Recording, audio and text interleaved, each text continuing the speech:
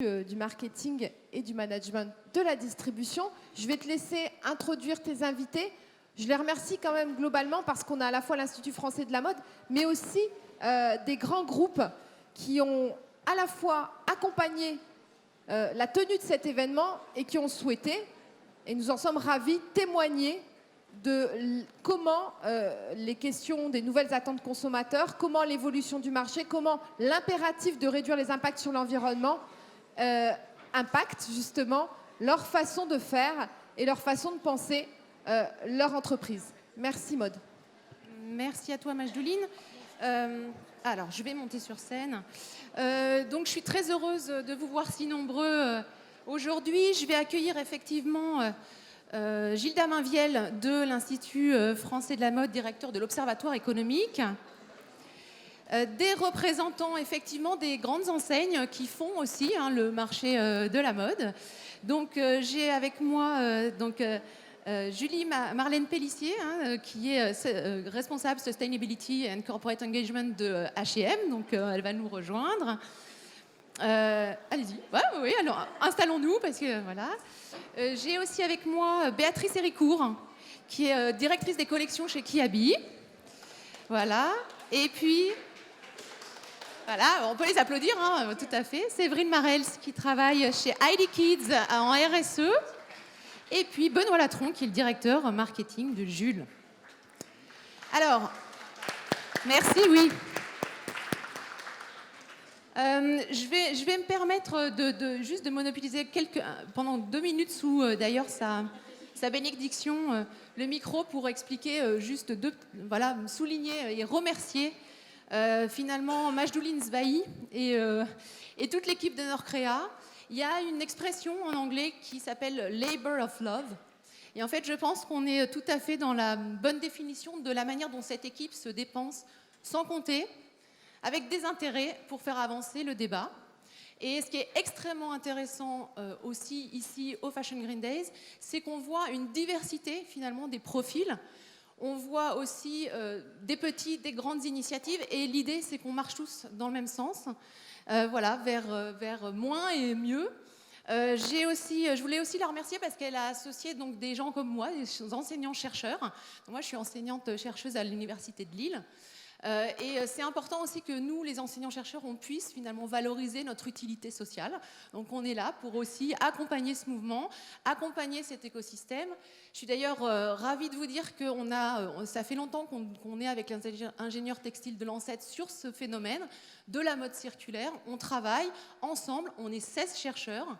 Et on est capable maintenant de discuter, d'engager des conversations intéressantes sur l'ensemble de la filière textile. Notre idée à nous, c'est de pouvoir aider finalement à la fois produire, distribuer et faire consommer moins et mieux. Et donc, j'ai le plaisir de vous annoncer que nous montons une chaire de mode circulaire dans les Hauts-de-France.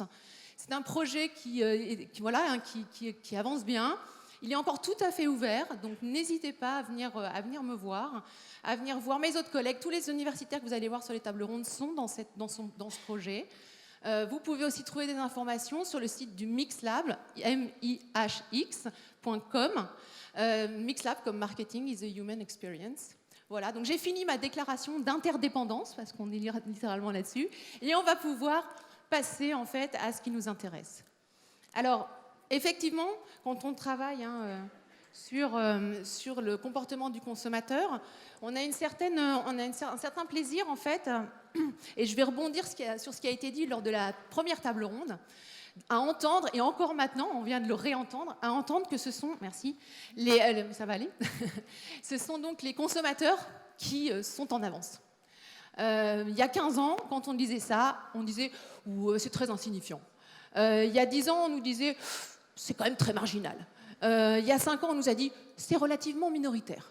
Et là, c'est assez intéressant et je pense que je vais céder la parole à Gilda Mainvielle pour nous donner des chiffres sur le marché qui montrent combien finalement ce signal faible s'est amplifié et est maintenant une vraie réalité de marché.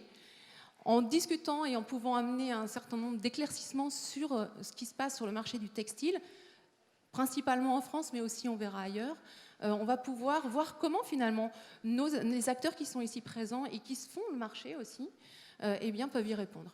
Alors, Gilles Daminviel, il y a eu une étude de l'IFM de novembre 2018 qui a montré des chiffres très intéressants. Est-ce que vous pouvez nous en dire un petit peu plus ?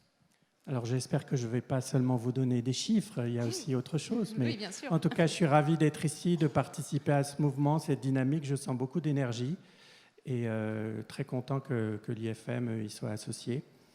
Alors en effet, on s'est interrogé en fait, sur un mouvement qui est présent de la part des consommateurs en France depuis une dizaine d'années, c'est-à-dire que contrairement peut-être à ce qu'on a pu croire jusqu'à maintenant, il n'y a pas de surconsommation en France, puisque depuis une dizaine d'années, les consommateurs achètent moins de vêtements en quantité et le marché en valeur a perdu 15% de sa valeur entre 2007-2008 et aujourd'hui. Donc c'est une correction considérable, c'est-à-dire qu'en effet, les consommateurs sont déjà, depuis une dizaine d'années, dans le moins mais mieux, entre guillemets. Et on a posé des questions aux consommateurs, on leur a posé la question est-ce qu'ils ont acheté moins de vêtements en 2018 qu'en 2017 ? Et en effet, ils ont été nombreux à nous dire qu'ils avaient acheté moins de vêtements. 44% ont été dans cette situation-là. Et on a voulu se poser des questions sur les raisons qui sont à l'origine de ce recul de la consommation. Et grosso modo, vous avez 60% des facteurs qui sont des facteurs explicatifs liés à l'économie, c'est-à-dire les questions de pouvoir d'achat, les questions d'arbitrage de consommation, les choix que les consommateurs font entre la mode et les autres produits concurrents. Donc 60% des raisons économiques. Et puis 40%, ce sont des reculs qui sont des reculs de consommation de la part des consommateurs qui sont issus d'une démarche volontaire en fait. Ils choisissent de moins consommer, non pas pour des questions de budget, mais c'est un choix. Et derrière ce choix, il y a effectivement une certaine déception, une certaine défiance des consommateurs vis-à-vis de la mode. Et c'est un secteur que j'aime beaucoup, donc ça me déçoit. Mais c'est vrai que les consommateurs attendent davantage de valeur et beaucoup d'entre eux consomment moins, sont frustrés parce que l'offre de mode éco-responsable est insuffisante. Et en effet, ils se posent des questions sur les prix. La montée des soldes et des promotions a été très importante, Clarisse Ray le disait tout à l'heure. Ça, c'est un facteur aussi qui décrédibilise le mode de fixation des prix. Et on se pose des questions, effectivement, quand on produit un vêtement au Bangladesh à un coût très bas, est-ce que c'est légitime qu'il soit beaucoup plus cher en magasin ?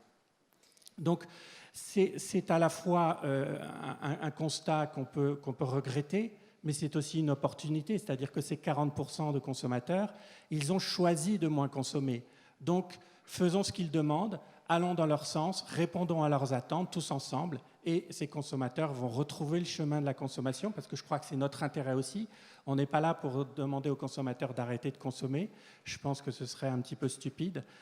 Et en effet, on doit les comprendre pour mieux répondre à leurs attentes. Alors peut-être pour rebondir sur ces 40%, on sait aussi, on connaît un peu la hiérarchisation finalement de leur motivation à acheter. Et c'est assez intéressant de voir en fait ce qui arrive en priorité dans leur raison d'acheter de la mode responsable. Vous pouvez peut-être nous dire... Alors c'est vrai que en fait dans la perception des différents impacts négatifs qu'ils peuvent avoir, ils sont davantage préoccupés par leur santé. Donc effectivement, ils sont très attentifs au fait qu'un vêtement peut éventuellement avoir un impact négatif sur leur santé. Donc ça renvoie à tous les colorants qui peuvent être utilisés dans la fabrication d'un produit. Ils sont aussi sensibles aux questions sociales. Donc en effet, le bien-être et le salaire suffisant des travailleurs dans les usines du monde font partie de ces préoccupations. Et en dernier, c'est l'écologie en fait, qui est sans doute un peu moins perçue comme fondamentale. Alors c'est très juste, et puis en fait ça rejoint les dynamiques du marché de l'agroalimentaire dont on a un peu parlé lors de la première table ronde aussi. Finalement, la clé d'entrée d'un grand nombre de consommateurs sur le marché, c'est la santé. C'était aussi le cas. Alors certes, on est tout à fait d'accord sur l'idée qu'un produit de mode, ça n'est pas la même chose qu'un produit agroalimentaire, mais néanmoins, il y a des mécanismes aussi de consommation qui peuvent être un petit peu similaires. On ingère les produits, donc on est aussi dans un rapport de proximité. Le vêtement de mode, c'est un vêtement de paraître, donc on a un autre enjeu identitaire sur ce vêtement-là. Donc effectivement, c'est assez intéressant de voir comment ce marché peut effectivement un peu bouger. Il y a cette idée aussi qu'on voulait un peu bousculer quelques idées reçues. Est-ce que finalement la mode responsable, pour être un peu caricaturale, c'est la mode du bobo parisien du Marais? Alors non, la réponse est clairement non, heureusement. Oui. Et c'est vrai que ce qui me frappe, moi, c'est qu'effectivement, on a parlé du Rana Plaza tout à l'heure. Je pense qu'effectivement, il y a un avant et un après Rana Plaza, et que les consommateurs ont été vraiment impactés, sensibilisés, choqués par cet événement. Et ce qui me frappe aussi, c'est que c'est vraiment cette démarche est une démarche qui aussi concerne toutes les entreprises. Et pas seulement, effectivement, les entreprises du moyen haut de gamme, voire du luxe. Et toute la distribution s'intéresse et prend à bras-le-corps cette question-là. Et c'est pour ça qu'on a beaucoup stigmatisé, et on stigmatise beaucoup la fast fashion. C'est la mondialisation, en fait, plus que la fast fashion. La mondialisation est plus ancienne que la fast fashion. Les premiers hyper, c'est dans les années 60, il y a eu la vente par correspondance, etc. C'est pas juste la fast fashion. La fast fashion, c'est une stratégie. Bon, c'est un débat d'experts peut-être, mais je trouve qu'on est un petit peu dur parfois avec la fast fashion. Et en tout cas, c'est vrai que toutes les entreprises sont concernées, que ce soit le mass market ou les premiers prix, comme le plus haut de gamme. Et je pense que la table ronde est très riche et on pourra justement vérifier ces points-là ensemble. Merci, oui, de faire donc la transition. Alors effectivement, en fait, vous avez vu la thématique de la journée, c'est « Il est temps d'agir ». On avait presque envie de se dire en discutant tous ensemble, en fait, on agit déjà. Alors il faut aller plus, certainement. Alors comme on a dit au sommet de Copenhague, il faut aller plus, mieux, plus vite. Certes, faut toujours un peu se méfier quand même de la vitesse et de la panique que ça peut engendrer. Mais ça c'est un commentaire en passant. Il y a un indice en fait qui mesure le degré d'implication finalement du monde des acteurs de la mode en matière d'économie durable, c'est l'indice Pulse qui est entre autres calculé par le BCG. Il augmente, il passe de 38 à 42 entre 2018 et 2019. Il augmente moins vite que prévu, ça c'est certain, mais il est présent. Donc effectivement, il y a plusieurs manières finalement pour les acteurs du marché, on va le voir, de s'adresser à leurs clients. Je vais passer la parole d'abord à Béatrice Héricourt, donc, directrice des collections de Kiabi. Alors Kiabi a une très forte proximité avec ses clients et donc ils ont pris le parti de collaborer avec eux finalement pour pouvoir s'ajuster à leurs demandes et notamment en allant leur poser des questions sur ce qu'ils avaient envie de voir et faire. Donc peut-être un petit retour sur cette étude qui a été menée au sein de Kiabi sur d'ailleurs plusieurs marchés, pas uniquement sur la France. Alors, merci Maude et merci de nous accueillir aujourd'hui.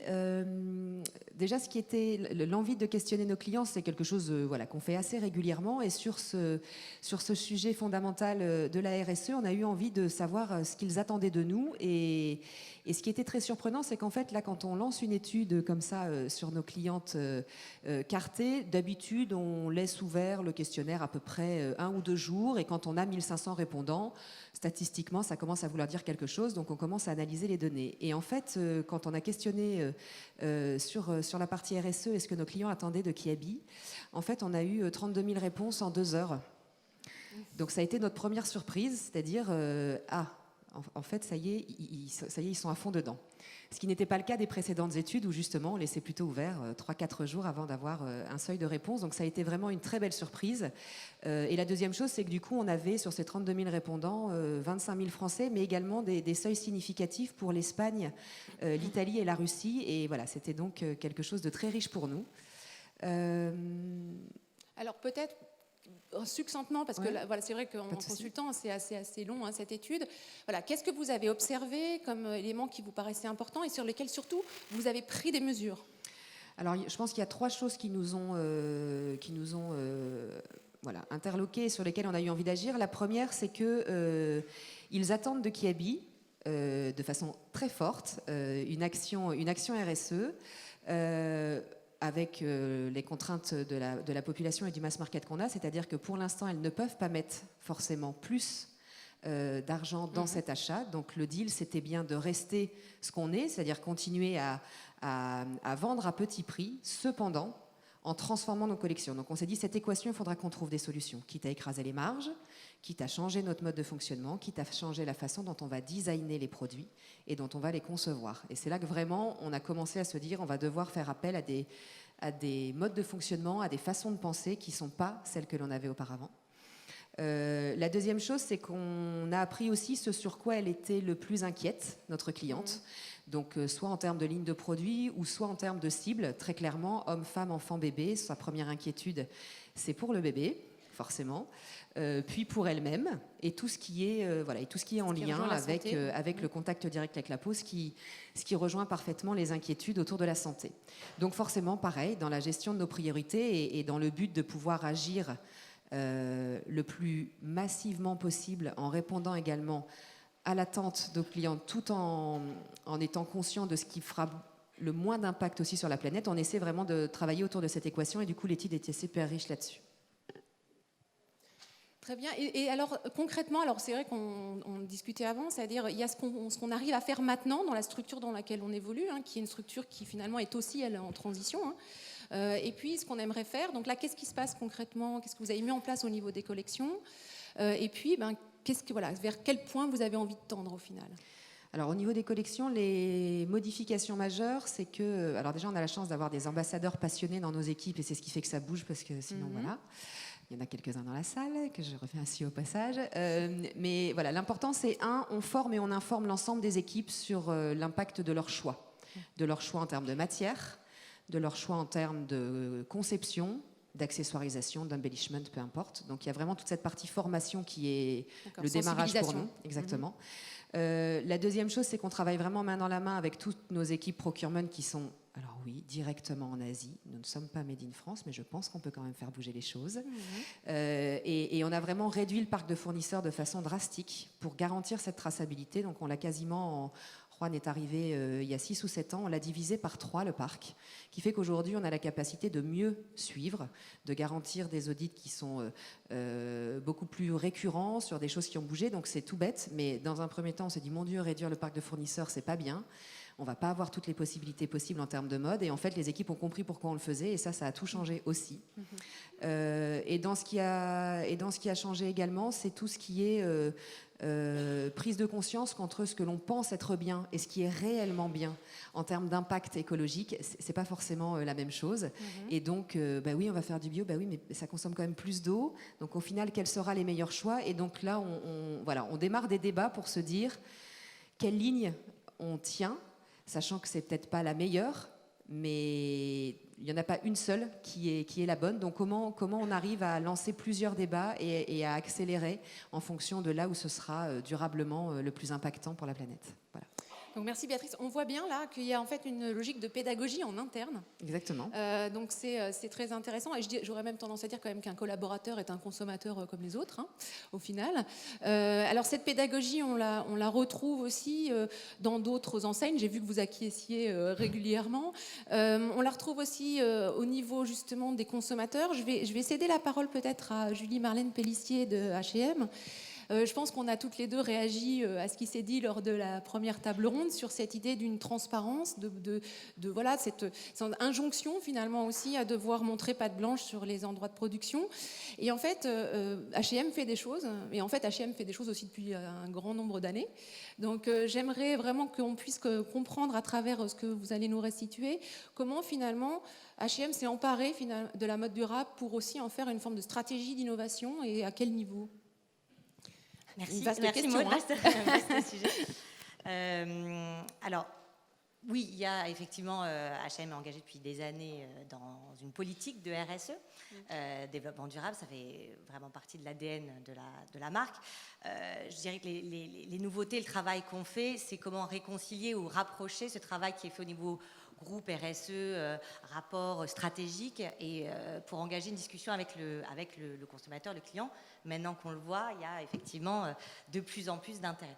Donc je dirais que ça fait écho chez nous à la fois à une tradition, on va dire, de transparence. On a été effectivement parmi les premiers à, par exemple, produire la liste des fournisseurs avec lesquels on travaillait. Donc voilà, il y a quand même effectivement une forte transparence chez nous traditionnelle. Et puis il y a cette écoute maintenant de cette volonté client. Ça s'est traduit dernièrement par un outil qui s'appelle le Product Transparency chez nous, et qui est en fait la possibilité pour toutes les personnes qui souhaitent aller sur notre site internet, donc e-commerce, et qui ont l'application, de voir produit par produit. C'est vraiment là l'innovation, de pouvoir avoir... J'ai demandé à Baptiste d'envoyer, peut-être pour que tout le monde puisse voir comment ça se passe. Il y a la petite vidéo sur la première vidéo pour voir ce dont vous parlez, de cet outil qui est accessible en ligne. Alors vous pouvez aussi le faire en direct sur vos ordinateurs, sur n'importe quel produit de votre site internet. Exactement. Il va y avoir des détails. Le site du e-commerce, donc c'est-à-dire c'est pas une application différente ou un site particulier RS, etc. En fait, je fais mon achat, je suis sur je vois un vêtement, et là, à côté des éléments d'information qui étaient à côté des avis, à côté de tout ce qu'on peut trouver comme information, maintenant on donne accès à, on va dire, 2 grandes catégories d'informations. La catégorie des matières, donc comment est composé mon produit, et un côté, quelle est l'origine et le pays de production, donc la partie fournisseur. Ce qui est intéressant dans la partie matière, parce que pareil, l'importance de la transparence, c'est pas de la transparence pour être de la transparence, c'est une transparence qui est cette fois-ci utile pour le consommateur, voilà, pour faire des choix, pour comprendre d'une part et faire des choix. Quand savoir que mon vêtement est fait à X% de viscose, de tencel, bon, moi personnellement, avant de travailler dans la mode, j'étais pas forcément très au courant, très sensible. Donc là, indépendamment de cette information qui est disponible, il y a la possibilité de savoir, la viscose, quel est l'enjeu de la viscose. Il n'y a pas énormément d'informations, mais déjà il y a ce premier accès qui est de se dire, effectivement, le tencel, pourquoi, le coton, le polyester, quel enjeu derrière le polyester. Donc qui permet d'avoir cette discussion, cet élément d'information sur la matière. Sur la partie fournisseur également, on donne accès maintenant produit par produit. Je pense que ceux qui sont effectivement dans le secteur, comme on est tous ici, voient le challenge que c'est d'affilier ça à un vêtement et pas simplement à un niveau groupe. Là, on est vraiment dans une étape très, très, très, très proche client. De dire, sur chaque produit, dans quel pays de fabrication, quel a été le pays de production, quelle est l'usine particulièrement, combien d'usines a cet employé, combien d'employés dans cette usine. Et donc c'est une première étape très transparente, mais de pédagogie qu'on voulait vraiment auprès du client, du consommateur. Alors vous mettez d'autres actions en place, peut-être on peut les évoquer rapidement, c'est notamment des actions au niveau du produit aussi. Oui. Alors effectivement, là on a évoqué ce côté transparence. Notre façon d'agir, c'est dans l'innovation également. Dans le sourcing des matières, on a beaucoup parlé de matière et de sourcing. On est dans l'innovation, dans la façon dont on aborde notre sourcing de matière. Il y a des matières maintenant qui sont courantes, mais qui sont maintenant, par exemple, le tencel. On est parmi les premiers acheteurs de tencel, coton organique, etc. Donc nous, notre sourcing déjà a une vocation à être beaucoup plus éco-responsable. Aujourd'hui, on a 57% des matières qui sont soit recyclées, soit issues de sources durables. On a pour objectif d'avoir 100% de ces matières d'ici à 2030. Donc l'idée, c'est comment est-ce qu'on arrive à cet objectif d'éco-responsabilité. C'est par l'innovation. Par l'innovation à travers notamment, nous on a un laboratoire avec des équipes qui sont chargées de travailler sur des sourcings. On travaille beaucoup avec des startups aussi. On a une cellule d'investissement qui s'appelle H&M Collab et qui investit directement dans des startups. L'idée, en fait, c'est vraiment d'accompagner et de voir comment on trouve des solutions pour le passage de l'industrie linéaire telle qu'elle est aujourd'hui à une industrie circulaire qui résout beaucoup de sujets, le sujet du sourcing, donc de l'extraction des matières premières qui s'appauvrissent, le sujet de la production tout au long de, voilà, du traitement des habits et le sujet du déchet. Donc effectivement, quand on passe de l'un à l'autre, on arrive, enfin, entre l'industrie linéaire, on arrive à boucle à boucle. Donc l'innovation est très importante là-dessus. Et donc c'est pour ça qu'on arrive à intégrer des nouvelles fibres comme maintenant Pignatex, Orange Fiber, on aura peut-être l'occasion d'en parler, mais qui sont à la base des entreprises, des startups, des innovations technologiques qui paraissent folles au départ, mais qui, nous, en les présentant dans nos collections, leur mettent le pied à l'étrier et permettent justement de donner accès aux consommateurs à ce sourcing de fibres nouvelles. Peut-être une dernière question, parce que c'est vrai que c'est quelque chose qu'on a abordé d'ailleurs aussi dans cette idée que finalement on a l'impression que la fast fashion n'a produit que du pour être un peu vulgaire, du vêtement Kleenex. Vous aviez mis, et d'ailleurs vous l'aviez présenté l'année dernière ici, en place tout un processus pour aider finalement les clients à faire durer leurs produits. Donc ça s'appelait Tech Care, hein. Ça s'appelle toujours d'ailleurs Tech Care. Quel retour sur cette action? Alors là, on ne va pas faire un débat sémantique, mais c'est vrai que nous, on ne se reconnaît pas dans le titre effectivement de fast fashion. On a plein de projets, plein de procédés qui fait que justement pour le passage d'une industrie linéaire à circulaire, on est assez lent sur nos modes de production par rapport à certains. Mais bref, l'idée derrière ce Tech Care, c'est justement d'aller un cran plus loin que on va dire, notre simple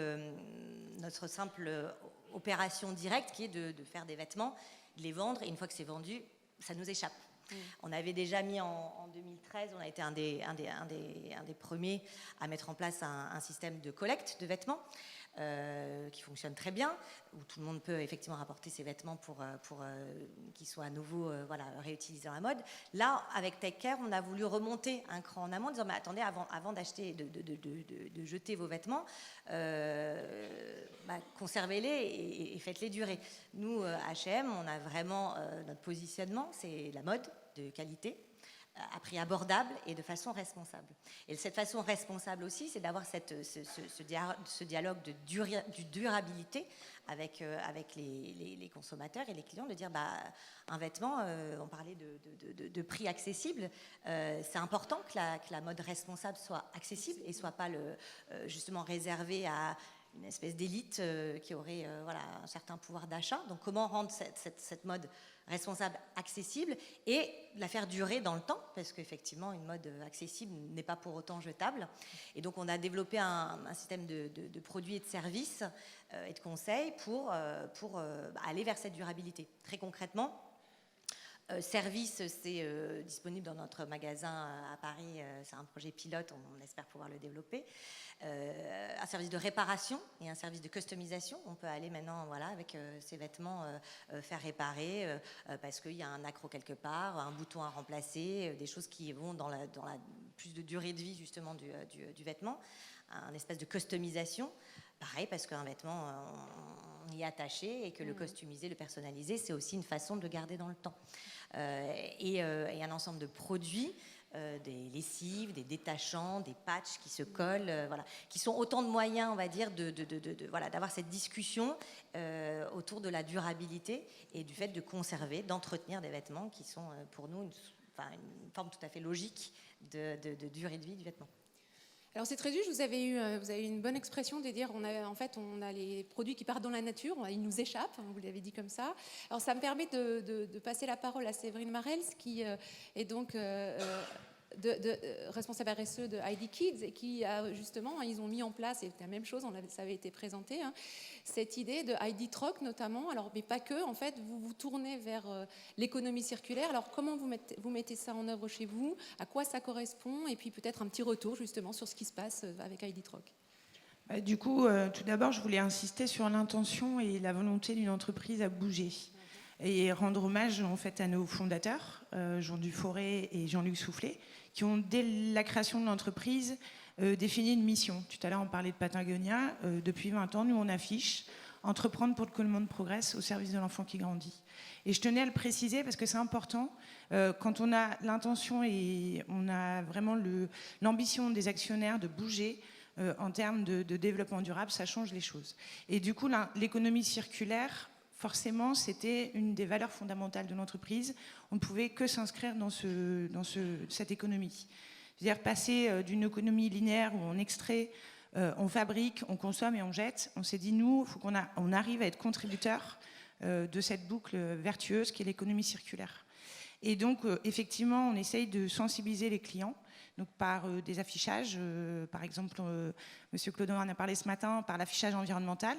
Donc, on a un vrai projet d'afficher la note environnementale de nos produits, allant de A à E, pour inciter nos consommateurs à changer leur mode de consommation. Alors, on aura l'audace d'afficher des produits en E et de dire, demain, on fera tout pour qu'ils soient en A. Et ensuite, sur l'ID Troc, ce qui est intéressant, c'est de dire aussi qu'il faut que ça change nos business models. C'est-à-dire qu'on doit aussi inciter et on a un rôle à jouer pour changer les modes de consommation de nos clients et comment on peut collaborer dans la durée de vie à donner une seconde vie à nos produits. Et donc, on a mis en place dans nos magasins un système de collecte, mais de collecte et de revente de nos produits. Et ça nous permet aussi de voir si nos produits sont réellement durables dans le temps. C'est-à-dire qu'un produit qui a été échangé et revendu 5 fois, qui peut-être sort d'une collection d'il y a 20 ans, parce que c'est arrivé chez Jacadi, du coup, on peut se dire, en termes de qualité, parce que j'ai aussi en charge la qualité, on a une durabilité. Et ce matin, vous parliez lors de la première table ronde de la durée d'usage. Je pense qu'effectivement, c'est primordial. Nous, dès le départ, on s'est dit, les collections, elles doivent être intemporelles, c'est-à-dire qu'elles ne doivent pas être mode. Un enfant de 1980 peut s'habiller de la même manière qu'un enfant de 2020. Donc c'est peut-être surprenant aujourd'hui, quand on parle beaucoup de mode, de style, de dire nous, le style, il est intemporel, il est transmissible. Et transmissible, donc je peux le vendre à un autre client. Transmissible, je peux le donner à ma sœur, si elle a des enfants plus jeunes que les miens. Et donc, c'est vraiment dans l'ADN de la marque. Et je pense qu'il est important aussi de se dire qu'il faut qu'on agisse à plusieurs sur le sujet, que seule une entreprise ne peut pas agir seule. Il est important qu'on puisse collaborer avec nos concurrents directs et qu'on puisse se dire, ensemble, on va aller plus loin. Et du coup, je parlerai d'un projet, j'espère que j'avais le droit, qu'on mène avec EcoTLC sur le système de la plateforme Auré, où on va aider en fait les entreprises qui n'ont pas commencé à dire voilà les petites bonnes pratiques, voilà comment nous on a commencé. On aura chacun un petit témoignage de ce qu'on a fait ou ce qu'on aimerait faire et qu'on n'arrive pas à faire seul pour essayer de fédérer. Et ensuite aussi des fiches pratiques pour aider les chefs de produits parce qu'elles ont toute une volonté d'agir, mais parfois elles ne savent pas comment faire. Est-ce que ce que j'entreprends est plus nocif, moins nocif que ce que je faisais avant? Et du coup, par des petites fiches pratiques, donc on a l'exemple de la partie recyclage. Si on a des points durs dans un vêtement, beaucoup de points durs, on sait qu'on aura plus de mal à le recycler. Et donc, il y aura une fiche pratique, c'est comment éviter d'avoir des points durs ou comment faire autrement. Et donc, moi, je pense que ce qui est essentiel aujourd'hui, et je pense que l'événement en est la preuve, c'est de dire que tous ensemble, on peut faire des choses. Seul dans son coin, on avance, mais on n'avance pas aussi vite et on ne va pas aussi loin que si on est à plusieurs. Donc, voilà le message que je voulais passer.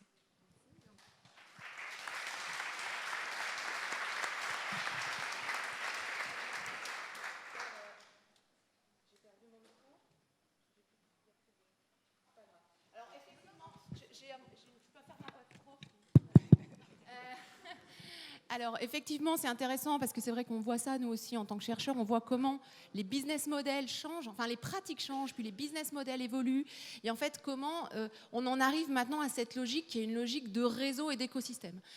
Et donc ça me permet de faire une transition aussi vers Benoît Latron. Alors Benoît Latron qui est donc directeur marketing de Jules, donc effectivement il a des choses à dire sur ce que Jules va faire pour s'emparer de cette logique de mode responsable, mais bien en fait ça s'inscrit dans une politique un peu plus grande qui est liée à Fashion Cube, dont il va nous expliquer aussi finalement le rôle et puis comment est-ce qu'ils peuvent porter en fait cette philosophie.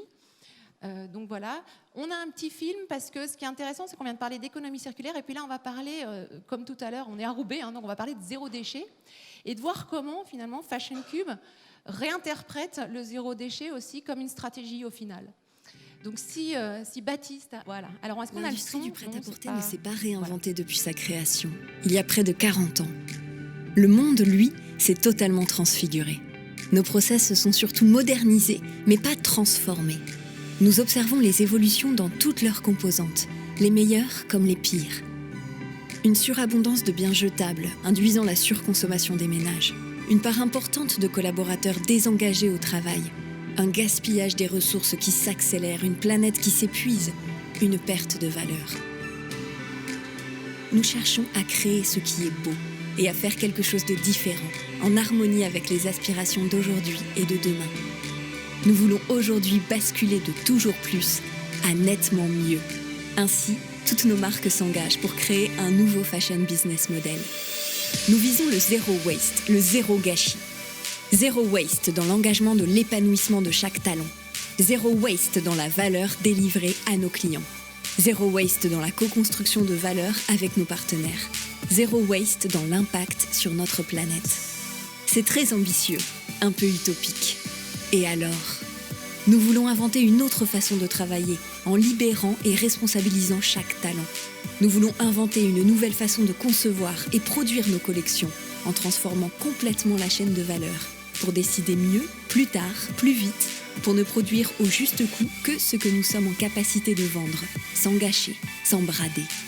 Nous voulons développer de la valeur ajoutée en supprimant l'inutile. En devenant vraiment utile, en proposant les solutions et services ajustés en permanence aux aspirations de nos clients et nos partenaires. Nous voulons réduire notre empreinte sur la planète. Pour cela, nous partageons tous une nouvelle vision pour notre industrie de la mode. Cette mission vivra en chacun et chacune des acteurs de notre écosystème. Elle nous emmènera loin, durablement vers le succès, le partage.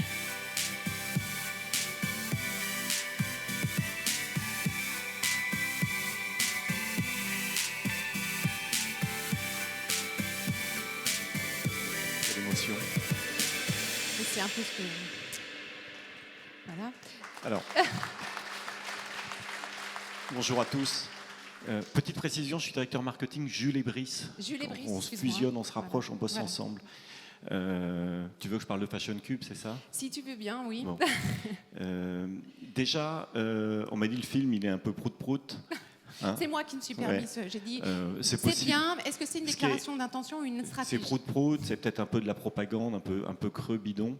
Moi, ce que je vais témoigner, c'est que non, c'est pas creux bidon. Alors, c'est un film interne, donc je partage avec vous. Le but n'est pas de le projeter à l'externe normalement, mais c'est vraiment cette dynamique Zero Waste.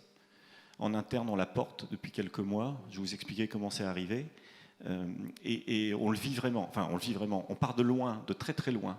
Et donc aujourd'hui, cette priorité Zero Waste, là, qui est exprimée, on aime ou on n'aime pas le film, eh ben on veut la faire vivre. Et là où c'est intéressant, c'est que cet engagement exprimé comme ça, on se force, quand on le met aussi fortement en avant dans la boîte, à y aller. Et comme je disais, on part de loin, mais on se force à y aller. Et aujourd'hui, il n'y a pas une réunion où on ne se fout pas des fois un peu sur la gueule, parce que si c'est pas Zero Waste, il y a toujours quelqu'un qui nous tacle. Donc le truc part de l'interne de façon assez forte. Alors comment ça s'exprime, on va en parler, mais en tout cas, ce que je veux vous dire, c'est que oui, c'est peut-être un peu prout-prout, mais ça met une force incroyable dans l'entreprise parce que ça nous engage. À force de le répéter, de le projeter, de le mettre en permanence dans notre activité, eh ben on y va, quoi. Même si on part encore une fois très très loin. Alors ça, c'est Fashion Cube. Fashion Cube, c'est quoi? C'est compliqué à définir. En fait, c'est un écosystème collaboratif qui part d'une évidence. Des boîtes textiles, des enseignes textiles ont des actionnaires communs et ils ne travaillent pas ensemble. Donc dedans, on a Pimki, Orsay en Allemagne, Grain de Malice, Rouge-Gorge, Brice, Jules, Bisbee. Je crois que j'ai cité tout le monde. Bon, on a les mêmes actionnaires et on travaille, on est des sociétés différentes et on ne travaille pas ensemble. Déjà ça, au XXIe siècle, c'est un peu surprenant, c'est peut-être pas très malin. Donc on s'est dit, bossons ensemble, trouvons des sujets, partageons notre intelligence, notre savoir-faire, nos best practices. Et puis il y a certainement des sujets où on sera plus performant pour l'entreprise, etc. Donc on est parti comme ça, c'est l'idée de notre dirigeant, Jean-Christophe Garbineau, de nous mettre en commun. Et c'était chouette, hein, c'est évident. Et puis en fait, on s'est assez vite dit, ok, mais pourquoi? Quelle raison d'être? Juste améliorer les process, acheter mieux, j'en sais rien, partager des bureaux d'achat. Et donc il y a eu un travail sur la raison d'être. Et en fait, on est arrivé à cette raison d'être commune qui est de dire, c'est un nom de code Zero Waste, hein, c'est une cible qu'on n'atteindra jamais, mais au moins on se met cette étoile. C'est de dire, finalement, en réfléchissant à ce qu'on fait aujourd'hui, c'est ce qui est dit dans le film, on n'a pas bougé notre façon de travailler depuis quasiment les années 80, quoi. Et donc réinventons en profondeur notre business model. Comment? On n'en sait rien, mais on y va. Donc ça, c'est le point de départ du Zero Waste. Et donc toutes nos entreprises mettent en commun la réflexion, les idées, collectivement autour de cette cible, soit en commun, mais soit carrément seul dans notre coin. C'est-à-dire qu'on n'est pas devenu une société collective où rien se décide sans qu'on consulte les autres. Donc chacun bosse dans son coin et chacun met en commun les initiatives Zero Waste. Alors, on comprend mieux ce que c'est Fashion Cube. Avant de céder la parole au public, parce que je pense que cette table ronde va susciter des questions, juste très concrètement, alors c'est vrai qu'on a vu pas mal d'initiatives sur la logique du mieux, du remplacement, de l'éco-conception, des boucles. Est-ce qu'on peut parler du moins? Oui, alors ça, donc le Zero Waste. Et le deuxième claim, en fait, la première action qu'on a décidée, on ne s'est pas dit on va faire du bio, on va en faire du bio, du Made in France, on en faisait déjà, on va continuer à en faire et continuer à le pousser. On s'est dit la première action la plus forte dans le changement de notre business model et qui a un impact positif sur les finances de la boîte, mais aussi sur l'environnement, c'est d'arrêter d'acheter ce qu'on n'est pas capable de vendre. En fait, notre système économique à tous, c'est que pour vendre 100, il faut acheter 110. Les ruptures de taille, rupture de stock, on achète trop, les soldes sont un moment de commerce incroyable, donc il faut du stock pour les soldes. Et donc je ne dis pas qu'on les achète pour les soldes, mais quand on fait nos budgets à la saison, dedans les soldes sont inclus, donc il faut arriver en solde avec des volumes pour faire du chiffre. Donc cette logique, elle est répétée d'année en année, d'année en année. Sans parler des promotions, où on est tous tombés dans ce truc, à un moment, le marché est dur, de plus en plus de promos. Donc nous, la première décision, la plus forte, la plus dure à mettre en œuvre, mais qui a un impact tout de suite, c'est de se dire arrêtons d'acheter ce qu'on ne peut pas vendre. Alors la manière dont on l'a fait, c'est déjà de se dire finissons avec des stocks faibles au moment des soldes, on en aura toujours, mais réduisons ce qu'on vend en solde. Ça veut dire quoi? Ça, c'est hyper dur dans la tête de distributeurs comme nous de mass market. Ça veut dire qu'on écrit des budgets très fortement négatifs sur les mois de solde. Rentrer à moins 20, ce qu'on a fait cette année en janvier en solde d'hiver, tu fais un chiffre à moins 15. Et ce n'est pas culturellement très facile à faire. Mais c'est une action qui est concrète. On n'a pas acheté de produits, on n'a pas manipulé, on n'a pas transporté, on n'a pas utilisé d'eau, puis qu'on a acheté moins. Donc la première action qu'on a mise en place, c'est ça. Autre illustration, et là c'est vraiment Fashion Cube, parce que ce que je viens de vous raconter, là je peux le faire tout seul chez Jules, chez Brice, je n'ai pas besoin de Fashion Cube. Autre illustration très forte, et c'est notre première action la plus impactante, la plus concrète, c'est de réfléchir en commun sur nos achats pour acheter le juste volume. Et le premier plan, le premier produit on a réussi à le faire, c'est sur le denim. On vend tous des jeans, ou presque. Rouge-gorge, qui fait de la lingerie, n'en vend pas, mais Pimki, Orsay, Brice, Jules, Bisbee, se dire, achetons notre matière première de denim en commun. Donc déjà, il faut trouver notre dénominateur commun et trouver les bons fournisseurs. Et au lieu de tous fabriquer en amont, très très tôt, l'ensemble de nos volumes de denim qu'on a prévu de vendre, sachant qu'on prévoit toujours trop, vu que le marché est compliqué, qu'on vend moins que nos objectifs, attendons le plus tard possible pour fabriquer nos denims en fonction de ce qu'on a déjà vendu. Ce qui fait que si Pimki fait mieux que ses objectifs et Jules moins bien, au lieu d'avoir des pantalons, des denims Jules que je ne suis pas capable de vendre, c'est Pimki qui va utiliser ma matière. De façon très caricaturale, c'est comme ça qu'on fonctionne.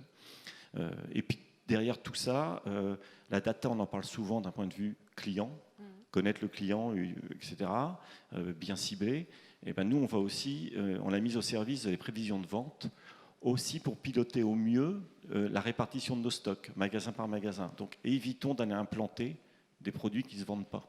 Donc dans toute cette démarche de vendre mieux et de mettre le meilleur stock au bon endroit pour acheter moins, c'est ce qu'on met en œuvre. Et réduire le volume. C'est une question qui se posait. Merci à tous d'avoir partagé vos pratiques. Je pense qu'on va pouvoir prendre quelques questions de la salle, si vous en avez. J'imagine que oui. Est-ce qu'il y a quelqu'un qui a un micro?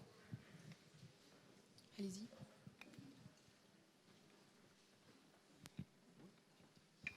Donc bonjour, je m'appelle Ludmila Mikhailova. Je travaille entre la France et la Russie, justement donc dans le secteur de la mode. Et j'ai une question pour H&M et pour Kiabi. J'ai 2 enfants. Évidemment, moi je fais beaucoup plus les soldes, mais en même temps, oui, je travaille dans la mode, donc c'est vrai que les soldes, pour moi, c'est plus intéressant pour mes enfants. Et quand on travaille, peut-être je suis un petit peu très émue. Quand on travaille dans la mode, évidemment, je fais sensibiliser mes enfants. Mais aujourd'hui, aussi, pour sensibiliser les enfants, il faut que les produits, ils seront aussi vos produits aujourd'hui. Qu'est-ce que vous pouvez donner comme le message pour les enfants de 12 ans ou 3 ans? Ils sont tous aujourd'hui sur la publicité de la télévision, de la télé. Déjà, donc, c'est très difficile, comme tu rentres au magasin Kiabi, de dire non, tu achètes pas ça, mais finalement, je t'achète celui-ci. Parce que c'est peut-être moins cher ou peut-être aussi c'est en soldé, et parce que la petite fille veut plutôt la robe en Mickey ou la sirène que vous avez étudiée à l'avance et que ça va se vendre évidemment beaucoup plus attractif. Et deuxièmement, les fraises ou je ne sais pas quoi, les paillettes en plus. Donc évidemment, voilà, c'est un grand dilemme. Et en même temps, je ne peux pas la sensibiliser, ces enfants, même si je travaille dans la mode, parce que c'est pour elle, voilà, c'est sa copine, elle porte la même robe à l'école. Et deuxièmement, pour moi aussi, la question pour vous, parce que les prix en France, ils ne sont pas les mêmes qu'en Russie. En Russie, je vois très bien comment Kiabi se développe et H&M aussi. Et pour moi, je trouve que c'est un petit peu ambigu vis-à-vis des consommateurs russes par rapport aux consommateurs français. Parce que les prix en Russie sont beaucoup plus chers. Et ce n'est pas la même vente des produits. Alors, il y a plusieurs questions. Alors, je vais partir par la dernière parce que je suis sûre que celle-là, je l'ai bien en tête. Les écarts de prix, on vend plus cher en Russie uniquement parce qu'il y a les droits de douane en plus. Parce qu'à la base, la stratégie prix de Kiabi, c'est quand on arrive dans un pays, on doit être la mode à petit prix, on regarde qui est petit prix, et puis on essaie d'adapter tout simplement. Mais les niveaux de marge en fait sont identiques. La seule différence, c'est les droits de douane. Donc s'il y a un écart, ça n'est que ça. Ça n'est que ça. On ne vend pas plus cher. Alors j'ai connu d'autres entreprises où on peut faire ça. Le pouvoir d'achat étant supérieur ailleurs, et ben j'ai une politique prix différenciée. À date, la stratégie prix en Europe est parfaitement identique. Et après, ça n'est que la capacité à importer ou pas dans un pays qui va infléchir la stratégie prix, tout simplement. Sur la partie coup de cœur des produits, alors dilemme, et si je faisais des produits moches pour qu'ils plaisent à personne? Non, je pense que tout simplement aujourd'hui, les produits pour l'enfant, le gros travail qu'on doit faire surtout, c'est sur la durabilité de ces produits. Je rejoins ce que tu disais tout à l'heure pour Okaïdi. Je pense qu'aujourd'hui, les clients viennent chez Kiabi à peu près 4 fois par an. Donc je ne pense pas qu'on soit d'ores et déjà dans une surconsommation. L'enjeu, c'est plutôt de se dire qu'à partir du moment où votre petite fille a craqué sur une ou deux robes, c'est plutôt que cette robe, elle puisse servir à sa petite cousine si elle est plus petite et qu'elle puisse repartir dans un circuit de seconde main. Vous n'êtes pas d'accord? Pas de souci. Le message pour les enfants? D'accord. Je voudrais bien répondre parce que depuis tout à l'heure, je m'excite sur ma chaise. En fait, j'ai envie de répondre à votre question parce que pour moi, c'est essentiel. J'ai un de nos actionnaires qui dit souvent la question n'est pas de savoir quelle planète on va laisser à nos enfants, mais quels enfants on va laisser à notre planète. Et du coup, ce qui est important, c'est de se dire comment on peut avoir, nous, une action en tant qu'enseigne de vêtements pour enfants sur ce que nous, on appelle le We Act for Kids. Et dans le We Act for Kids, donc nous, on vend des produits, mais aussi des services. Par exemple, on a des crèches, on a des services de centres scolaires. Et toute notre action, on essaye de l'orienter autour de l'éducation de ces enfants. Et donc, dans le message, c'est pas de dire il faut les priver de posséder quelque chose, parce que je pense que ça, ils ne comprendraient pas. Mais comment le produit peut être vecteur d'un message, par exemple, sauvons notre planète. Comment on peut amener nos enfants au cinéma, aller voir un film sur l'eau, l'océan. Comment on peut les sensibiliser en leur vendant une gourde pour financer une action d'une ONG, comme par exemple autour de la protection de l'océan. Et du coup, par ces actions, et après par le jeu. Dans les magasins, on part aussi du principe qu'un magasin, c'est un lieu de vie dans lequel on peut avoir des actions récréatives. Et les actions récréatives qu'on va mener, elles vont être autour de l'éducation des enfants. Comment je les éduque aux droits de l'homme, par exemple, dont on parlait tout à l'heure. Comment je les éduque au respect de la planète par des gestes simples. Et je pense que ça passe par des petites choses, des petits gestes simples. Et vous verrez qu'avec l'école, Je pense que vous savez tous les messages qui passent dans les écoles. Je pense que du coup, ce qui est important, c'est aussi toujours cet écosystème. Comment nous, on va pouvoir travailler en partenariat avec les écoles, comment on va pouvoir travailler en partenariat avec des associations locales, comment on va pouvoir travailler avec des ONG autour de cette question, comment éduquer nos enfants et les aider à être différents de ce que nous, on a été. Vous pouvez être honnête, on a été des surconsommateurs. Et demain, comment nous, on éduque nos enfants. Et donc, on est plusieurs acteurs. C'est pas l'entreprise en tant que telle, c'est un réseau d'acteurs qui se met en mouvement pour éduquer nos enfants et laisser de meilleurs enfants à la planète.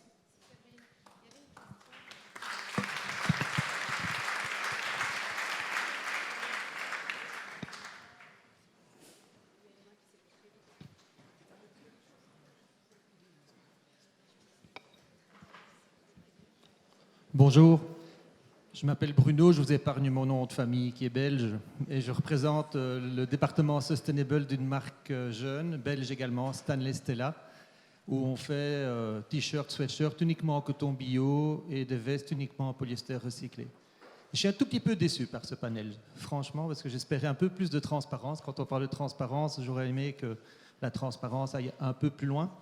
Pour moi, quand on parle d'éducation du consommateur, je pense que dire à un consommateur qu'un t-shirt à 4 € est éco-responsable, je n'y crois pas. Nous produisons au Bangladesh, donc on connaît la problématique de la filière du Bangladesh.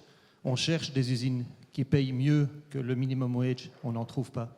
On trouve des usines, oui, qui ont quelques bénéfices complémentaires, mais pas des usines qui payent le living wage à tous leurs employés. C'est pas possible, enfin, on n'y arrive pas. Pourtant, j'ai eu un entretien récent avec Rouba Naouk, qui est la présidente de la BGMEA, et qui me dit non, il faut aujourd'hui être transparent. Il faut le dire, au Bangladesh, on travaille 12 heures par jour. Au Bangladesh, on touche 80 € par mois. C'est une réalité, et il vaut mieux la dire que de se cacher derrière de fausses promesses. Pour le consommateur, justement, la transparence est importante. Je reviens d'Inde, parce qu'on essaie de remonter la filière aussi, de ne pas s'arrêter justement au Tijuana, d'uniquement travailler avec les CMT. J'ai été en Inde, j'ai été sur les champs de coton, j'ai été dans les ginning mills. Qu'est-ce que j'ai vu dans les ginning mills? Et j'ai pas dû mettre un revolver sur la tempe du gars pour qu'il me dise on travaille 12 heures par jour, on travaille 7 jours par semaine, on travaille à ce rythme-là pendant 5 à 7 mois parce que c'est la saison du coton.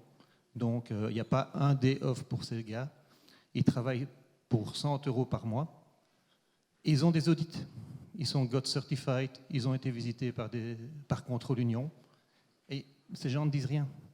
Et donc aujourd'hui, je pense que la transparence telle que nous la voulons, nous, c'est de dire on vous promet du t-shirt en coton bio, mais on n'est pas certain de la traçabilité. On n'est pas certain que dans toute la filière, il y a toutes les étapes du processus, les gens soient traités de façon digne et respectueuse. Et je pense que ça, c'est un message qu'il faut pouvoir entendre aussi. Et je pense que le consommateur aujourd'hui, il est assez averti que pour pouvoir entendre ce type de message et pouvoir se dire, effectivement, comme vous le dites, c'est un projet qui est probablement encore un projet pour plusieurs années, pour plusieurs dizaines d'années, et c'est sans doute une never-ending story. Avoir une filière sustainable dans le textile, c'est pas demain, c'est pas dans 6 mois, c'est pas dans 1 an, c'est peut-être dans 10 ans.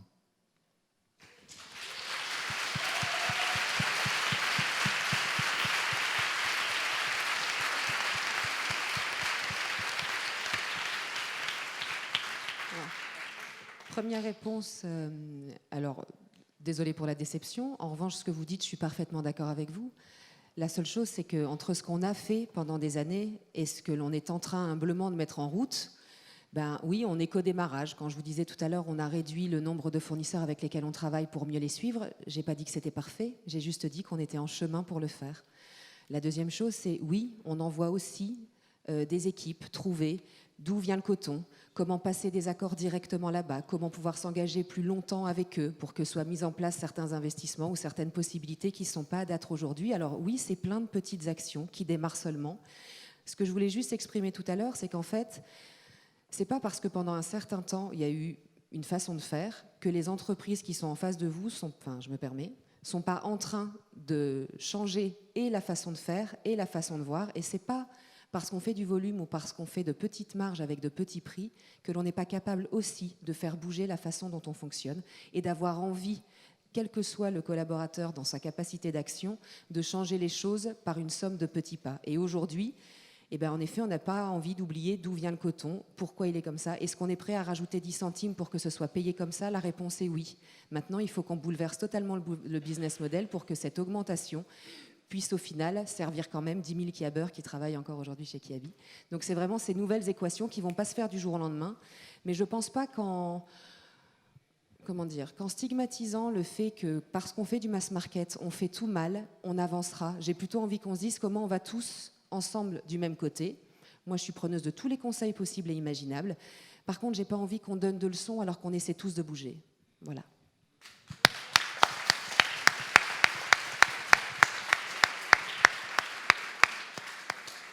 Je suis effectivement d'accord avec ça. Je pense que le mot d'ordre, c'est la collaboration. Vous avez évoqué tout à l'heure le terrain.